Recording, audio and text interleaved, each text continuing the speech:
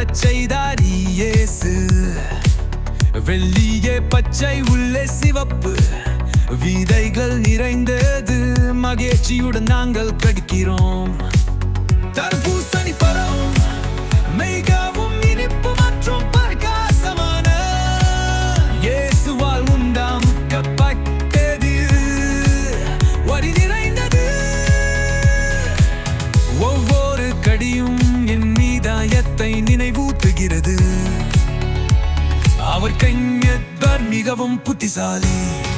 வண்ணங்களை பாருங்கள், சுவைத்து பாருங்கள், இயேசு எல்லாவற்றையும் எனக்காகவே படைத்தார். பூமையின் பாருங்கள் மற்றும் காய்கள், இயேசுவின் நன்மை தட்டு பாருங்கள்.